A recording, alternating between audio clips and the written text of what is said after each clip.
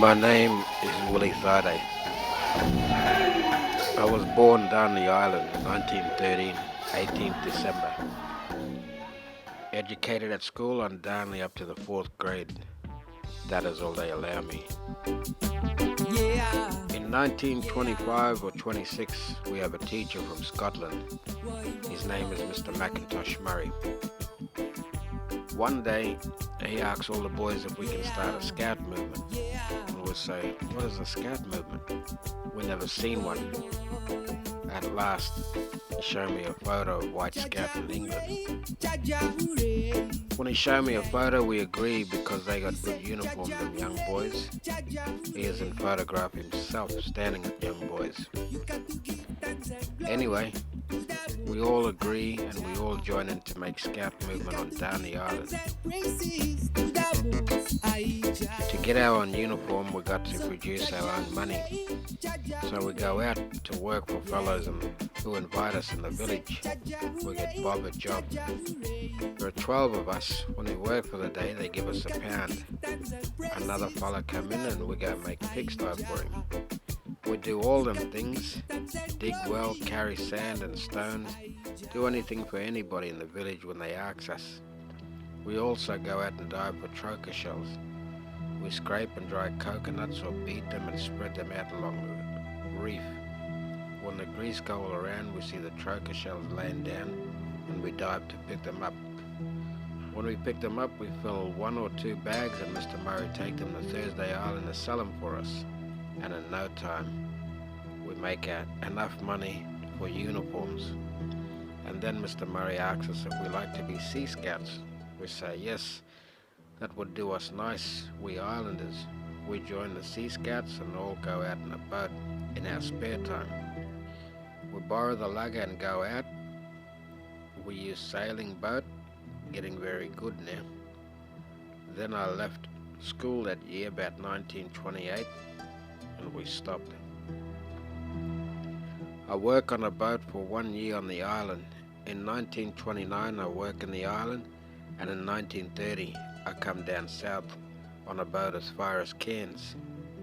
After Christmas, back home, we recruit again for another boat called Erub. That is native Darnley name. The boat belonged to Darnley. The skipper is Douglas Pitt, a very good skipper too. I go back home after 12 months on the boat to have another Christmas at home. After Christmas, trouble cropped up on the island.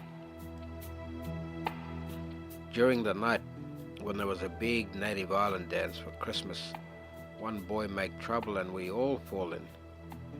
Trouble is with a young girl from a different island, and 3 of us get the blame.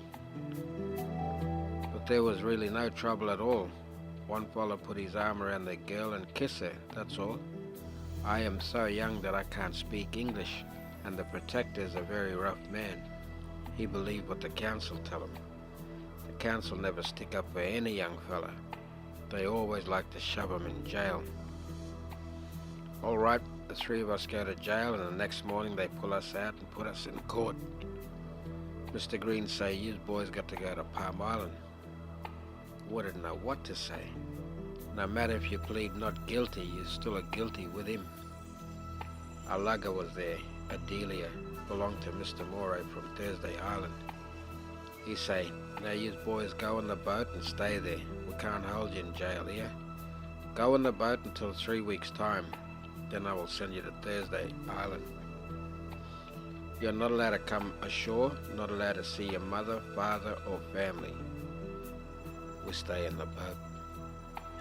My sister got engaged one day, but I'm not allowed to go for the feast. After 3 weeks they send us to Thursday Island. When we come to Thursday Island, we think we'll get sent directly to Palm Island. But Mr. Green say, I will not send you to Palm Island now. Go on the steamer, the Wadana, and you can sign on any lugger for down south. When you get to Townsville or Palm Island, they can discharge you there after 12 months. And we'll say, all right. I go and sign on with Mr. Hawking, a big businessman on Thursday Island. And I go on a boat called Erin with a Japanese skipper called Kajishi. We leave Thursday Island in February and sail down south to start work. We start out in a northerly direction outside of Cooktown, and we work for 12 months. The skipper liked me very much. He don't leave me on Palm Island. But while we are on errand, we call there twice. And when I see it, I say, that's the place we're gonna come to. But instead at Christmas time, Kajishi take me back to Thursday Island. The two other boys are on a different boat, but they come back to Thursday Island too. We meet there, get discharged about Christmas time, and go home for Christmas. The skipper told me, well, Willie, by the time you get to Thursday Island, I think all the trouble will be over. They say they will send you home instead of Palm Island. And I say, yeah, they might too. When we go to Thursday Island, we are happy to be home. We're happy to see Downey again. But Mr. Hocking, the courthouse, he say, what do I have to do? Send the boys back to Downey or what? And they say, which boys? He call our names. Oh no, they should be sent to Palm Island. Anyway, I will send a policeman there to pick them up. That's too bad. After 12 months away, I have to go to jail and then come back to Palm Island. We'll never go to Downey again. We'll never see our mother again.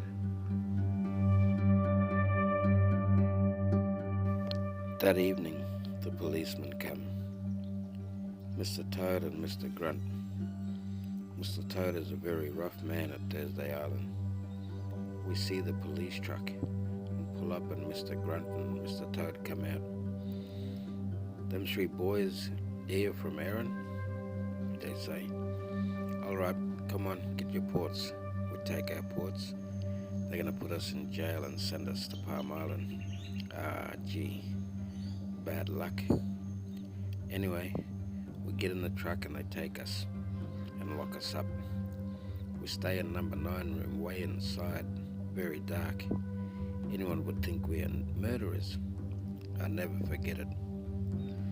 We stay there 3 nights while the Wadana go to Burgtown. Next morning we get up about 8 o'clock. I can hear the steamer whistle.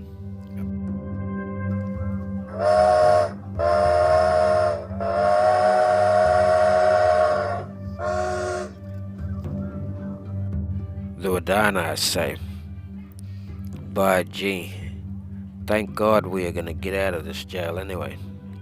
No matter where we can go back to Palm Island, so long as we get out of this number 9 room, this cell. That evening, Mr. Toad come round. Rightio, you boys go get your ports ready. You're going to go on the Wadana now. I'll send you to Palm Island. He thought we was worrying, but I was feeling glad all the time. When the truck come, we get our ports and go down to the jetty. At the jetty, I see a big crowd of people. They always come down to the jetty to see the steamer. So we come, get off there, walk along the jetty and get on the steamer. When we get on the boat, I was very pleased to get away from that place. We stand on the deck. Next minute, the skipper blow the whistle.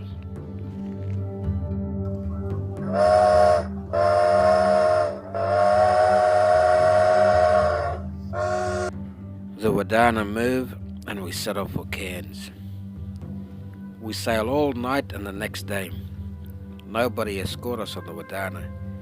If we like to escape, run away on a boat, we can, because there are lots of boats, fishing boats from other islands stationed out there. They get their stuff from the steamer, but we don't bother to run away. We come to Princess Charlotte Bay. There we pick up one policeman, but he say nothing. I tell my mates, I think that is a young policeman. I know from the way he looked. Anyway, we come all the way free to Cooktown. The sergeant of police meet us there, but he don't talk to us. He talked to the other policeman. He give him something, a letter. Then we are ready to go. The policeman come around and say, you boys going to Palm Island? We say yes. He say, well, I'm escorting you now. You'll be all right, don't worry. Have you been to Palm Island before? I say yes. He is a very nice policeman, young fella too, him and his wife. We come to Cairns, we we see police cars, 2 or 3 of them, all full of policemen. When we get to the wharf, we get off right into police hands. The young policeman let us off there and another policeman is in control of us. We drive around to the police station and get locked up. At supper time he let us out, but at night he put us back in again. That was Christmas Eve. After supper we listened to all the Christmas carols.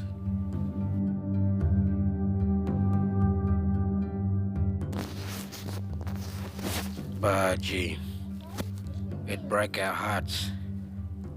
After Christmas, policemen knock on the door. Come on you boys, you gotta get a train for Townsville today. The same young policeman come along. He got to go to Brisbane for his holidays. He come and say, all you boys ready? We jump in and catch the train from Cairns. He tell us no need to be frightened. I've been away 4 years, never had Christmas home. He take us to Townsville. When we come to Townsville, the police are there again. By gee, we are in police hands all the way. They take us to the watch house, but when they take us there, I see some Palm Island people, and I know them. We all know them, and that make our hearts glad. There are some young girls there too, and that take our minds off all our sorrows about Palm Island, so we forget. I know one girl who got married to Kitchener Bly. Her name is Mabel Arkey. We sleep there and the next day take us to the boat, the launch, which run back and forward from Palm Island to Townsville, Townsville to Palm Island twice a week. We get on that boat and leave for Palm Island. It is 9 o'clock in the morning. When we come out, we pull up the sail. The skipper is Mr. Hamilton. We expect nothing at Palm Island. No people there to see us. The first time we come as free people working on a boat, but this time we come as prisoners. When we get there, it's 4 o'clock in the afternoon, and there is a big king tide. Mr. Hamilton take the boat right up to the shore, and I listen and I hear a little boy call out my name, Monty Pryor. He was 10 years old then. Wilfred Obar and some other little boys are there too. When we jump off right into the police hands again. Native police this time. Tommy King, sergeant, is from Bowen. Arthur Gall, a rough man from Cowan. And Mick O'Brien, another tough old guy from out west, WILLIE or somewhere.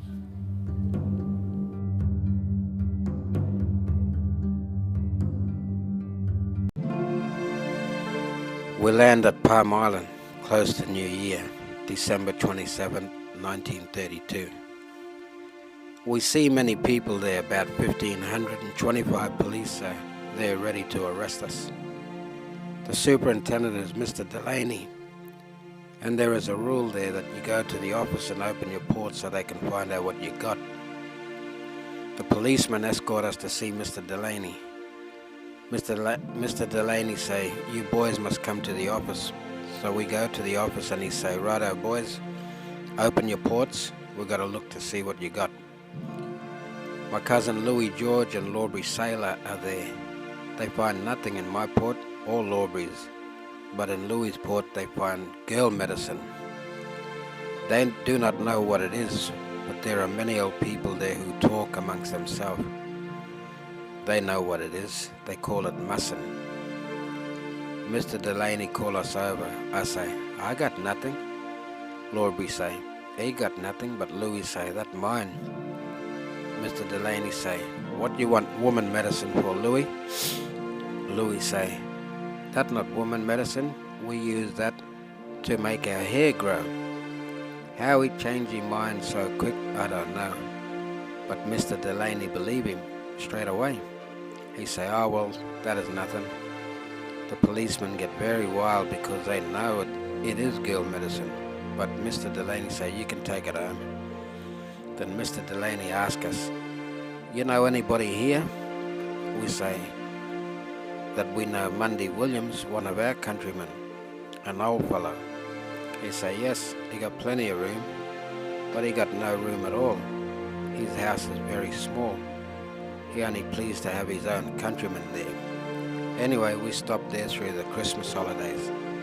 When work start, Mr. Delaney say, I want to see them 3 island boys.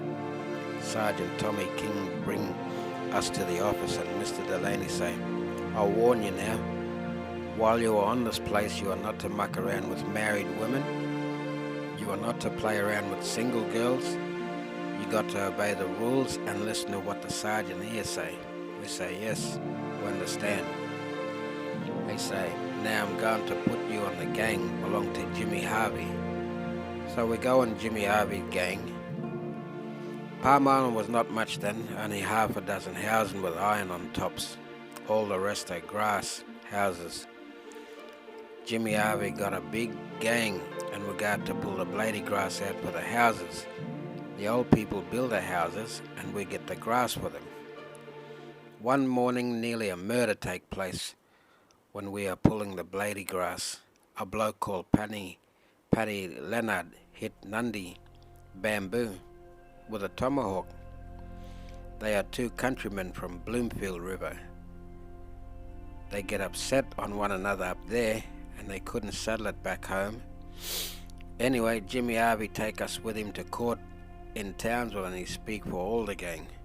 We stay there for about 3 or 4 weeks and one of our boys make trouble. Righto, you boys all got to go to the farm for 3 or 4 weeks, but we all not make trouble, only one of us. And I say that we are not going to take that punishment like that. When we go there, a lot of old people, weeper people, all in very old houses, and they say, you can go in that house too. Them old people spit, a habit they have sometimes. They spit on you.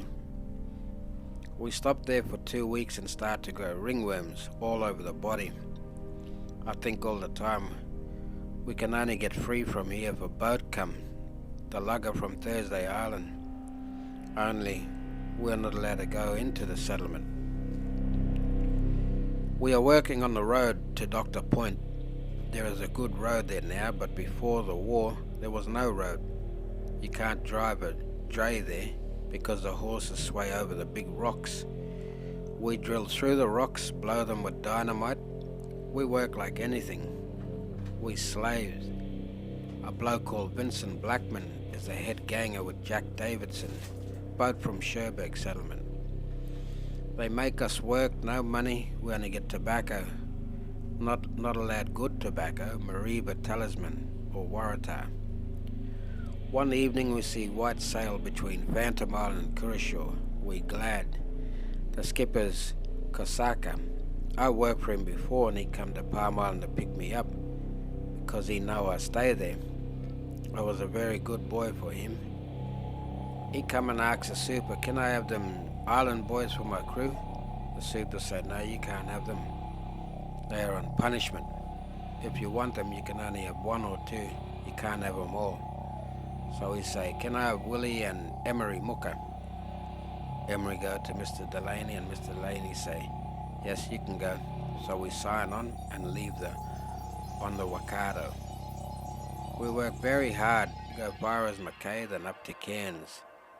The boat go to Thursday Island, but we get off at Cairns. We go back to Palm Island because punishment not finished yet. This time we gotta go over to Phantom, get examined, get blood tests for leprosy and VD. You gotta stop there for 2 or 3 weeks, but while you are there, they don't just leave you there, you gotta work. Uncle Genemy Gaia, Eva's father-in-law say, you stay with me. We couldn't stay anywhere else because there are too many flyers on Phantom and you can't go anywhere on the island, only around the front. Anyway, a fellow called George Parker examined us and he said, you're all right, you can go Palm tomorrow. Next day we leave that place to go Palm. We are happy to be there again. We stay there for a while working on a little cutter diving for troker shells around the island. Barber Bay, Northeast Bay, Pencil Bay, Cannon Bay, North Palm, Curacao and Phantom. We go every week and come in on weekends. We get no pay, only tucker and tobacco. We stay there up to New Year 1934, then another boat sailing. This time it's a lugger called Wiper with a Japanese skipper called Maze. Some of the crew know me and they say to me, you go and ask for Willie. So Maze go to the office and he say, I want Willie. I feel glad again because I'm going away. He signed me on and take me out again. We go the same way on Swan Reef, right out to the ocean, way down outside Green Island. We go in every 3 months, stop a fortnight, then out again for another 3 months. Mr. O'Leary say, we are free now, we can go home or stop there. So when we get to Cairns, them boys say, come on, we'll take you home to Darnley. They take my port and hide it from me because I want to go back to Palm Island. I didn't want to go to Darnley. That would be no use because they already sent me from there. Better I stop here. Early in the morning when I see the windlass, I grab my port, jump from the lugger and push off the dinghy and go to the jetty. While I walk to the jetty, one of the boys come take my dinghy back to the boat and they sail off across the harbour. I go to see the policeman, I report myself. He say, where you from? I say, Palm Island. But you're an island boy. I say, yeah, I went to Palm Island 3 years ago. Alright, we'll send you to Palm Island by train. Get your port and go outside. You're free, but tomorrow morning don't miss the train. It goes from Cairns 8 o'clock. They let me sleep on the veranda of the jailhouse. The policemen run me over in the morning. They got my ticket and I come to Townsville. On the lugger we get 10 shillings a week, £2 a month, and it was paid to the police. When we want money, we're going to go and get it, but they only allow you in advance, £1 at a time. We can't go by ourselves, they won't believe us. We've got to go with our skipper, our agent, £1 for 3 weeks in the harbour, and you can't go back for another pound. When £1 is gone, you don't get no more. Our wages come up to £3 a month, so then we say, send the money to our mothers. Our mothers draw £1 at home, while we have £2. When I come back to Palm Island, I say, I've been roaming around too much. I think I will settle down. Then I get married, March 14, 1936. My wife was only 16, and I was 23. Me and Mick Miller got married the same day, and we've been very good friends ever since. Before we get married, when I am only engaged, I don't want to go out on a dinghy and dive. We work for nothing.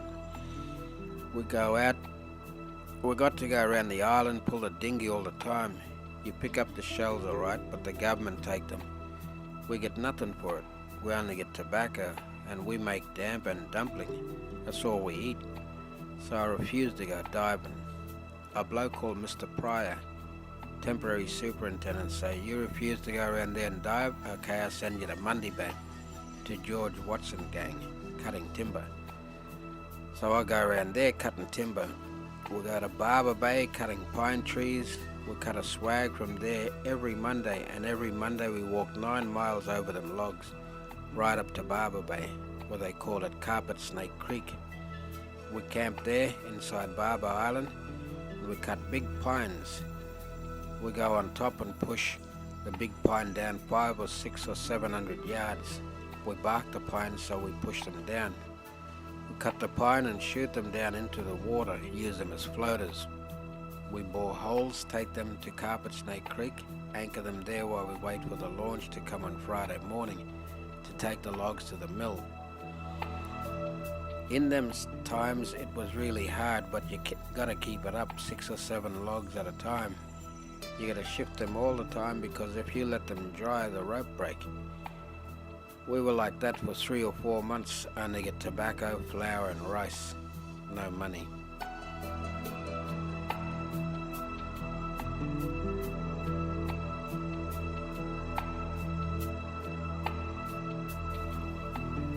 We work at Barber Bay, but I left the wife at Butler Bay. When 3 months is up, we come back to Mundy Bay. Team of bullocks work there. My father-in-law drive the bullocks himself. We come from Barber Bay doing alright too.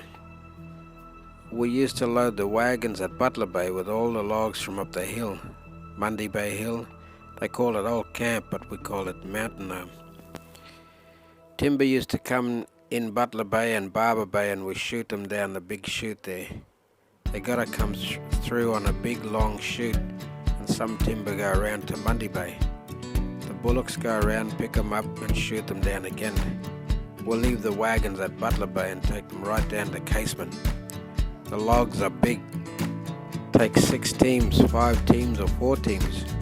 We drag them down the Catholic Mission and dump the sinkers. The floaters have to lay out on the beach before we take them round to the mill. My father-in-law say, I gotta go for holidays. You like to take the gang? I say yes.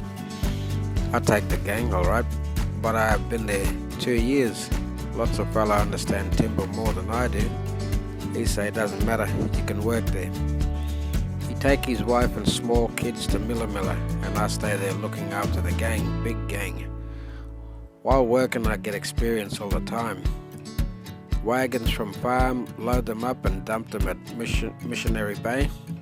That's all the work on Palm Island. We only work for tobacco. In 1936, just after I get married, they decide to elect a council, the first council on Palm Island. I was elected. There is me, Albie, Kyle, Sid Cicero, Fred Brackenbridge, and Percy Smallwood. George Ryan was our secretary. We had no wages for it. One day I tell the council I think it's a good idea if we try to see the government to see if they can give us wages. We work a long time just for tobacco, no good tobacco either. We say we will try to get some kind of wages, something for work. We done so. Wages for something for the work we done. So we go see Mr. Simple about the wages. Mr. Simple say, well, I don't know. You know, you boys been here in settlement a long time. I don't think the government will give it to you.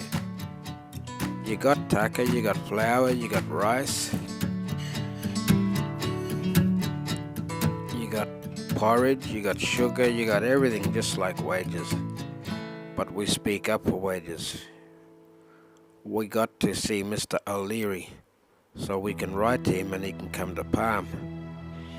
Why you want wages, he say? You worked a long time for tobacco. What you want wages for? We say, we want money. Want to see what we're working for. They say, I'll give you 4 shillings a fortnight, every fortnight. We're glad and happy too, but Mr. O'Leary say, no gambling there. The minute you gamble and superintendent write me a letter saying you gamble, I knock the wages right off and you can go back to food orders. And we say, all right, we promise Mr. O'Leary, and we tell all the people not to gamble. First day we get money, Friday, then Saturday and Sunday. On Monday they are caught gambling, big gambling. Mr. O'Leary say, wipe the wages right off. We are sad on the island. Everybody lose money and we wait for a while. Then I say, we'll go and try again. We will ask again. So we go see Mr. Simple again, and he say, right, I'll give you wages again if you don't gamble. But I have to write to Mr. O'Leary. Mr. O'Leary come back to Palm and he say, now don't tell me lie this time. I can give you the same wages, 4 shillings a fortnight, but don't gamble. If you get caught gambling, I'll wipe it off you. We promise Mr. O'Leary. But Mr. O'Leary only halfway back to Brisbane when he get caught gambling again. I say, there's going to be a sad day again. When the council go for the court, the superintendent tell us, righto, this is gambling, so the wages got to stop. No more wages. We go back, court again, very sad now. Anyway, Mr. O'Leary send back word, give them 4 bob again. So we go for 2 or 3 months, and then they say, you're going to get a rise, all the working men. We were all glad and shake hands with one another. When payday come, we go see what rise we're gonna get. When you go for wages, you got to take your hat off, and they say sign in. All right, Willie THAIDAY, 4 shillings. So and so, 4 shillings. So and so, 4 shillings. But now we get 7 shillings a fortnight. It's a 3 shilling rise. By gee, we are happy. From that time on, he never knock it off. Then it became 8 shillings a fortnight, up until the war broke out in 1938. The women used to get an order for endowment. We think we will put in for that too. This time we will win victory. It was a happy day that day when it came. We shake hands all around. The wife to my Uncle Palmer, who got a big family, get 21 shillings. She is so excited that the money fall from her hand. It was the first time women get money in their hand. Some get 18, some get 11, and some get 10. And that night, big gamble everywhere, all around the island. And a big mob get caught, and they bring them up to the court. Mr. Simple say, I think you're gonna lose the endowment. But when Mr. Leary come, he say, no, we can't stop the endowment because it come from the federal government, Commonwealth. That money gotta stay.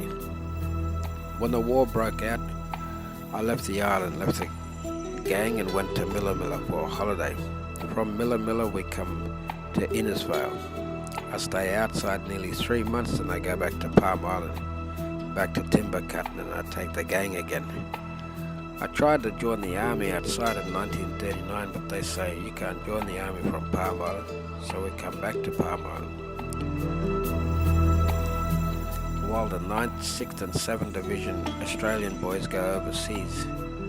In 1940 the war get bad, and I go to Mackay on a patrol boat for army.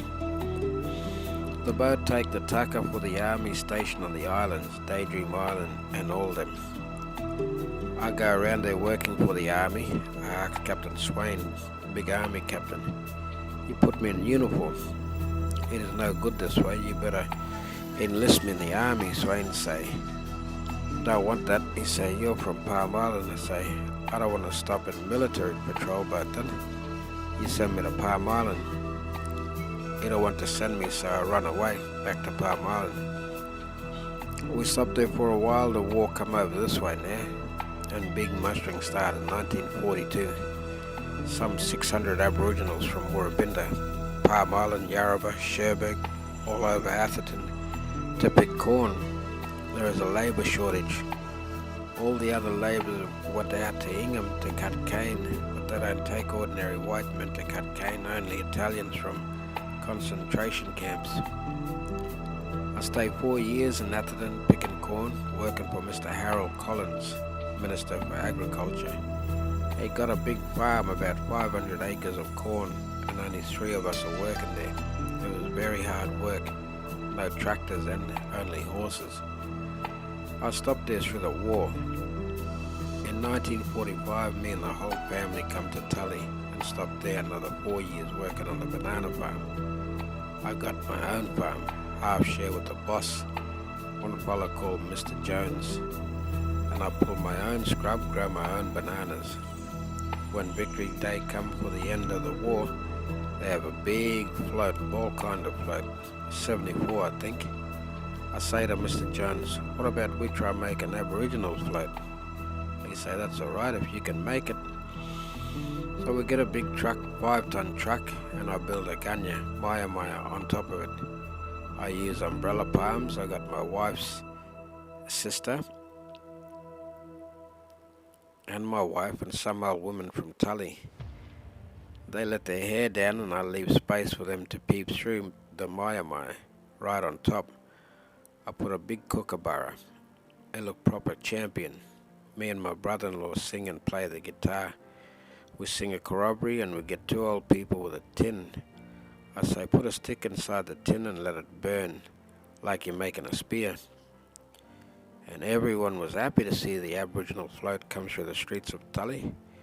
From the council office right along the street, I have some old fellows there, and they sing out like anything. Shake spears, paint up, sing corroboree. Some make spears, boomerangs, and me and Mosley sit in the box singing. We go right around the showgrounds and we win the first prize for the best float. After that, I sell the farm and take my half share and come to Halifax. I stopped for 4 years, Halifax cutting cane and working for the council, but I went too heavy on the grog. One day the policeman say, "Well, Willie, you're from Palm Island, you got a removal order from Mr. O'Leary, you gotta go back to Palm Island." I was pretty sad, but all the same, I'm happy because Palm Island, that's our home. So the Lords come back, pick us up and take us over to Palm Island. That was 1950. We stay on Palm Island working then. In 1956 I work on the streets making roads. But then I go to the farm, cane farm, corn farm, banana farm. I got 3 or 4 acres of bananas. Mr. Barton was the superintendent. He said to Mr. Crocker, "You better get Willie, see if he can grow bananas for the settlement." Mr. Barton say he want to see me in the office. So I go and he say, "You got your own farm. What if you grow them for the settlement?" I say, "All right," and he pay me 10 shillings a week.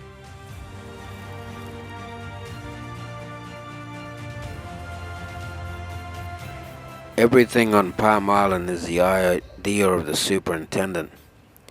And according to the superintendent, we're the last people on earth. When they want anything, they sing out, "Jack, Bill, Harry, come and get me them things. Get the meat, get the flour, get this, get that." And the moment you refuse, you go to jail for 21 days. The policemen on Palm should not be called policemen. They are only trackers from far away inland, and they know nothing about the law, not a scrap. They've never been to school, and all they do is what the superintendent tell them. "Can you do this?" "Yes, boss." "Can you do that?" "Yes, boss." They never say no. Then they come and try stand over us by the power of the superintendent.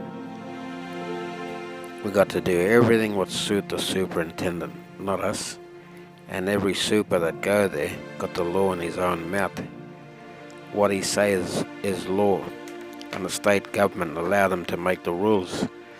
We know it's wrong, but you still can't say nothing, because the moment you say something, they throw you in jail. If they say you go to jail, you can't say what for, and you don't know when you come out. I saw some boys, 2 or 3 of them, who spent 18 months without court. Every white who stop over there got a yardman, and the poor yardman got to do everything they tell him to. Get our meat, get our rations.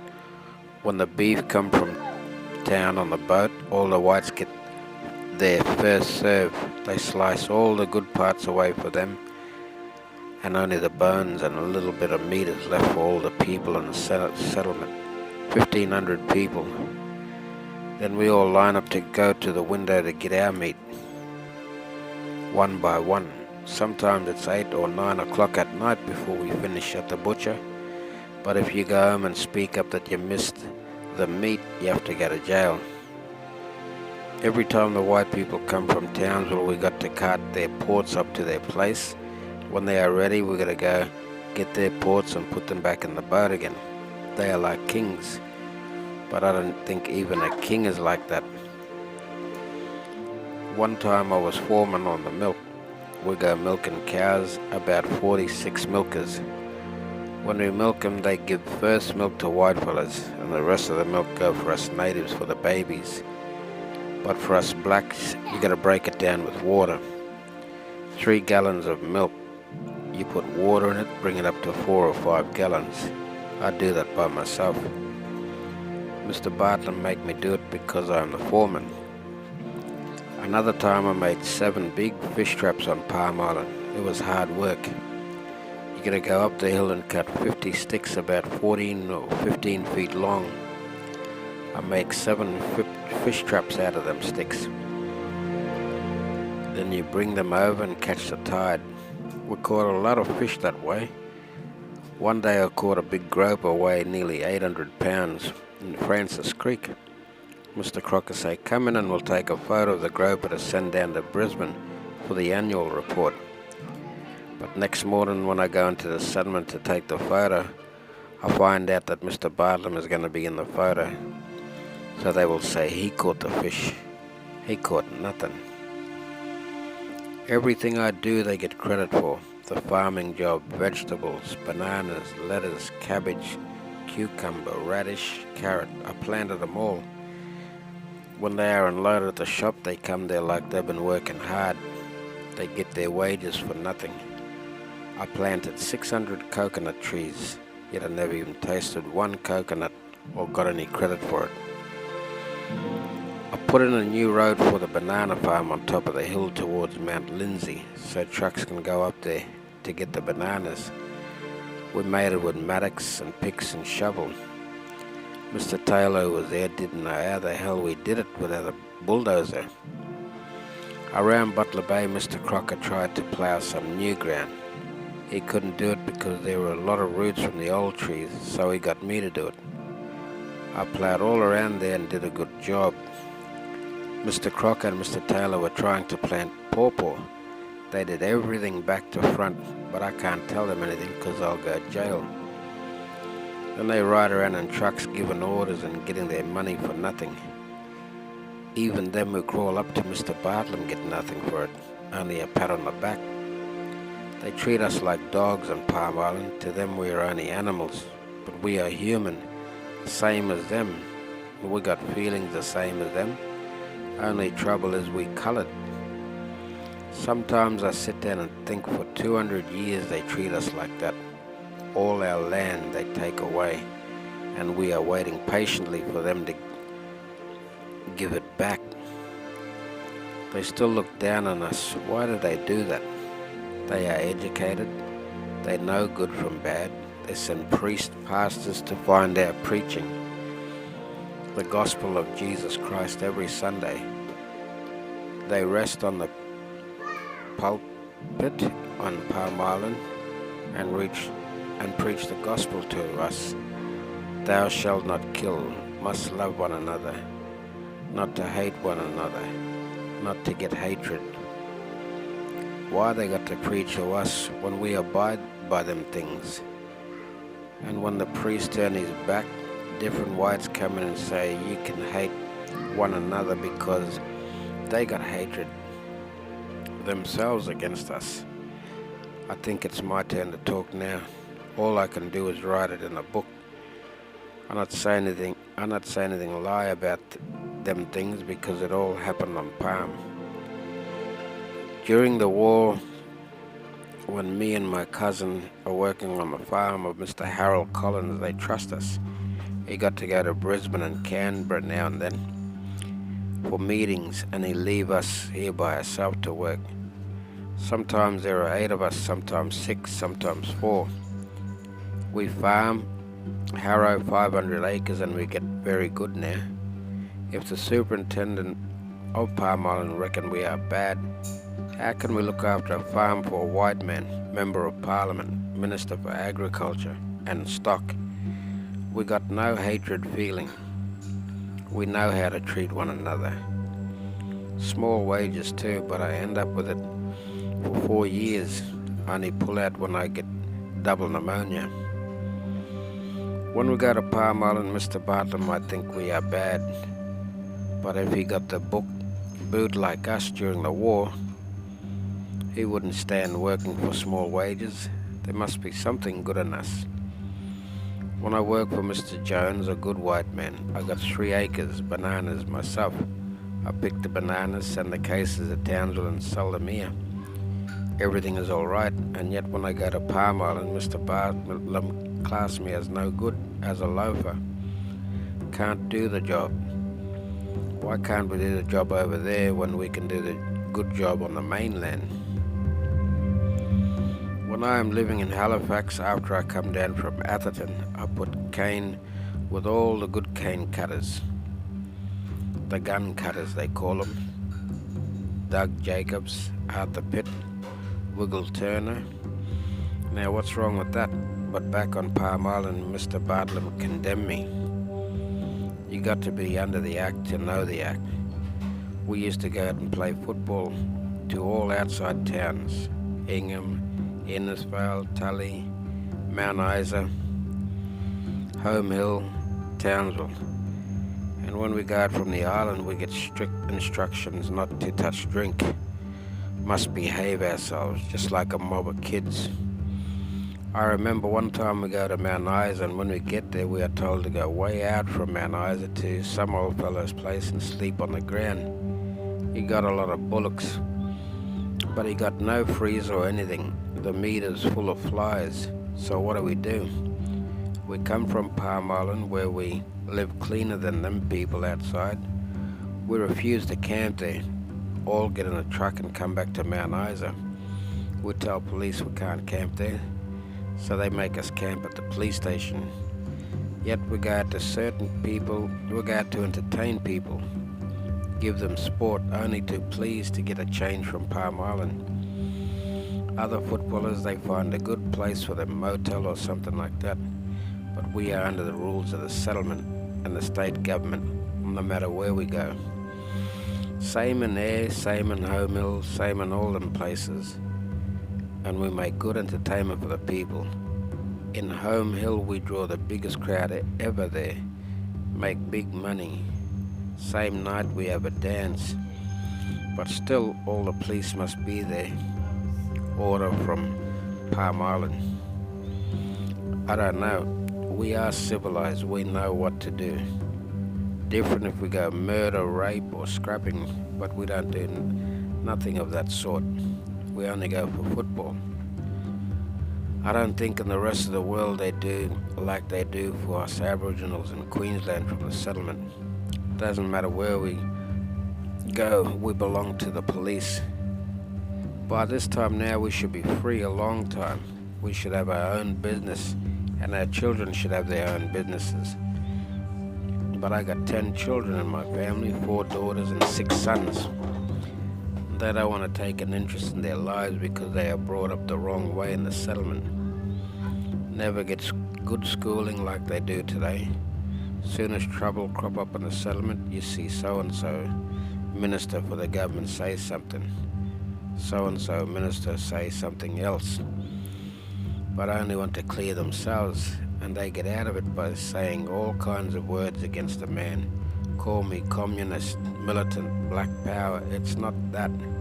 We are humans. We've got feelings. Can think too, and speaking out against it, I get sent from the island.